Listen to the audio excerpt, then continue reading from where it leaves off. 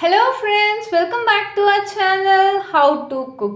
இன்னைக்கு நம்ம சேனல்ல என்ன புது ரெசிபி பார்க்க போறோம்னா கோதுமை மாவை வச்சு ஒரு ஹெல்த்தியான ஒரு ஸ்வீட் தாங்க செய்ய போறோம்.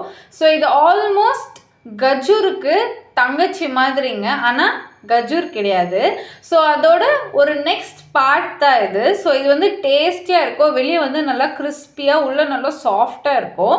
அட் த சேம் டைம் இதில் வந்து நல்லா நியூட்ரிஷியஸ் இருக்கிறதுனால இது நம்மளுக்கு வந்து ரொம்ப ஹெல்த்தியாகவும் இருக்கும். நம்ம பசங்களுக்கு வந்து அதிகமாக மைதா கொடுக்குறதோட இந்த மாதிரி நம்ம வீட் கொடுத்தோன்னா பசங்களுக்கு வந்து நல்லா ஹெல்த்தியாக இருப்பாங்க. இந்த வீடியோ ஸ்கிப் பண்ணாமல் பாருங்கள். இப்போ வாங்க வீடியோக்குள்ளே போகலாம்.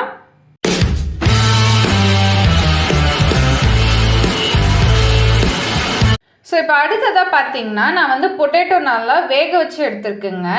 இது வந்து ஒரு சைஸ் மீடியம் அளவுக்கு பொட்டேட்டோ வந்து நான் ஆட் பண்ணி எடுத்திருக்கேன். இது வந்து நல்லா வெந்து வந்திருக்கு. இதை வந்து நம்ம நல்லா ஸ்மாஷ் பண்ணிக்கலாம். நம்ம இது வந்து இங்கே பாருங்கள், இந்த கன்சிஸ்டன்சியில் வேக வச்சு எடுத்துகிட்டு வாங்க. இங்கே பாருங்கள், ஈஸியாக வந்து ஃபோக் உள்ளே போகுது பார்த்தீங்களா? இந்த கன்சிஸ்டன்சி வரைக்கும் வெந்திருக்கணும். இப்போ வந்து நம்ம நல்லா இதை ஸ்மாஷ் பண்ணி எடுத்துக்கலாம். இதை ஸ்மாஷ் பண்ணி எடுத்ததுக்கப்புறம் நான் என்ன இன்க்ரீடியன்ட்ஸ் ஆட் பண்ணணும்னு சொல்கிறேன்.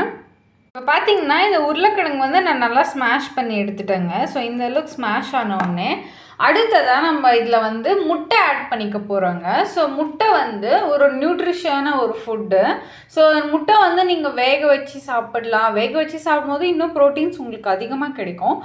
இந்த மாதிரி நல்ல நல்ல ஐட்டம்ஸ் நம்மளோட ஸ்நாக்ஸை இன்கார்பரேட் பண்ணால் நம்மளுக்கு அது சாப்பிடவும் ரொம்ப பிடிக்கும். அட் த சேம் டைம் ஹெல்த்தியாகவும் இருக்கும். இப்போ வந்து நான் ஒரு முட்டை எடுத்துருக்கேங்க, அப்படியே ஆட் பண்ணிக்கிறேன். இந்த முட்டையில் நான் வந்து வெள்ளைக்கரு அப்புறம் மஞ்சக்கரு அதெல்லாம் எதுவுமே டிஃப்ரென்ஷியேட் பண்ணல. நான் அப்படியே போட்டு இதை நல்லா மிக்ஸ் பண்ணிக்கிறேன். இந்த முட்டை வந்து அந்த உருளைக்கிழங்கு கூட நல்லா பைண்ட் ஆகணும். இந்த சைடில் இருக்குது பார்த்தீங்களா, அந்த மஞ்சக்கருவெல்லாம் நல்லா போயிட்டு உள்ளே வந்து நல்லா பைண்ட் ஆகட்டும். நல்லா மிக்ஸ் பண்ணிக்கிறேன். இப்போ பாருங்கள், இது வந்து நம்ம நல்லா மிக்ஸ் பண்ணி எடுத்தாச்சு. இது கூட நான் வந்து சர்க்கரை ஆட் பண்ணிக்க போகிறேங்க. கோதுமை மாவு எடுத்திருக்கேன். அதுக்கு ஈக்குவலாக நான் சர்க்கரை ஆட் பண்ணிக்கிறேங்க. நான் வந்து இதில் 1 கப் சர்க்கரை ஆட் பண்ணிக்கிறேன்.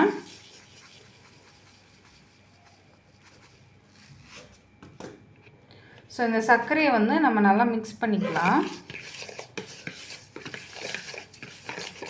நம்ம நல்லா மிக்ஸ் பண்ணிவிட்டு அடுத்ததாக நம்ம ஒரு விஷயம் சேர்க்க போகிறோம்.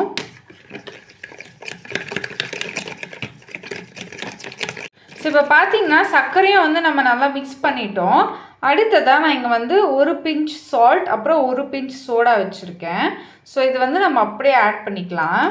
நான் உப்பு மட்டும் கொஞ்சம் லைட்டாக கம்மி பண்ணிக்கிறேன், ஏன்னா அது அதிகமாக இருக்குது. நம்ம உப்பு மட்டும் கொஞ்சம் லைட்டாக கம்மி பண்ணிவிட்டு நம்ம ஆட் பண்ணிக்கலாம். இப்போ 1 பிஞ்ச் சால்ட் 1 பிஞ்ச் சோடா. இது வந்து பேக்கிங் சோடா தாங்க. நம்ம போட்டுட்டு நல்லா மிக்ஸ் பண்ணிவிட்டு அடுத்ததாக நம்ம வந்து மாவு ஆட் பண்ணிக்கலாங்க. கோதுமை மாவு அப்படியே ஆட் பண்ணிக்கலாம்.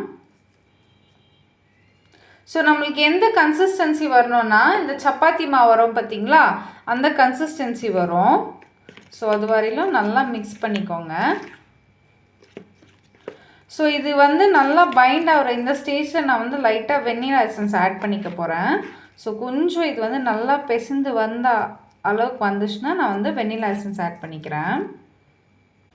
ஒரு பக்கம் பார்த்திங்கன்னா நான் அவனில் வைக்க போகிறேன். நான் வந்து ஒரு 6 இந்த மாதிரி பண்ணி வச்சுருக்கேங்க. ஸ்மாலாக குக்கீஸ் மாதிரி பண்ணி வச்சுருக்கேன். இந்த அளவுக்கு ஆனோடனே மாவை நீங்கள் வந்து குக்கீஸ் மாதிரி பண்ணி எடுத்துக்கலாம்.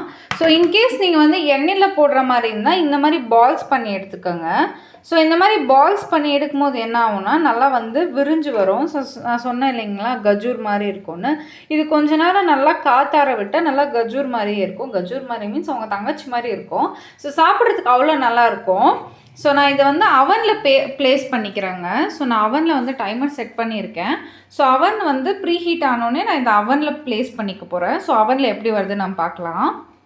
இப்போ பார்த்தீங்கன்னா இந்த லோ ஃப்ளேமில் நம்ம குக் பண்ணி எடுக்கணுங்க. நீங்கள் வந்து ஹை ஃப்ளேமில் போட்டிங்கன்னா தீஞ்சு வந்துடும். இங்கே பாருங்கள், நான் ஹை ஃப்ளேமில் போட்டு இந்த மாதிரி ரொம்ப கருகி போச்சு.